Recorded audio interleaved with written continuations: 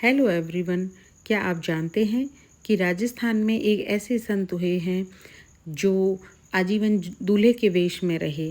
जी हाँ, आजीवन दूल्हे के वेश में एक संत श्री रज्जब जी महाराज।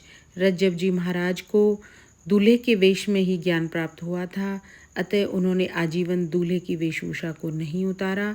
दूल्हे की वेशभूषा में ही उन्होंने आजीवन अपनी तपस्या, अपनी साधना और अपनी उपासना को संपादित किया।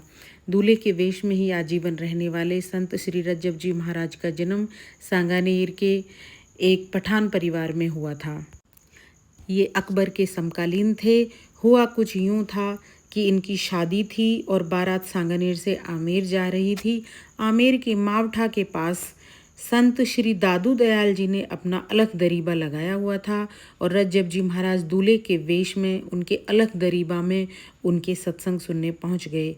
दादू जी महाराज के उपदेशों से ये इतनी प्रभावित हुए कि उन्हें उसी वक्त वैराग्य हो गया और उन्होंने संत श्री दादू दयाल जी को अपना गुरु मान लिया।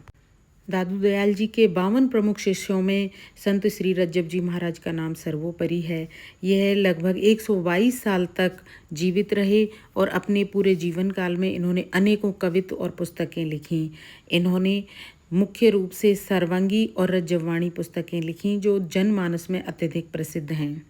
श्री रामचरण दास जी ने इनके बारे में कहा है कि दादू जैसा गुरु मिले शिष्य रज्जब सा जान।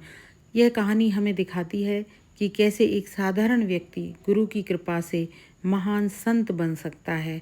एक महान संत श्री रज्जब जी महाराज। संत श्री रज्जब जी महाराज खालसा पंथ के एक प्रमुख शिष्य हुए, जो कि दादू दयाल जी के बेटे गरीबदास जी ने खालसा पंथ की स्थापना की थी और खालसा पंथ को रज्जब जी जैसे कवि एवं संत मिले।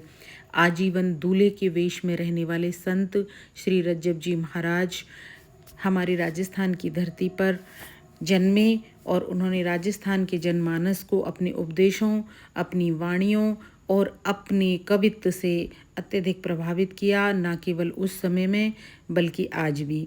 संत श्री रज्जब जी महाराज को कोटि कोटि प्रणाम।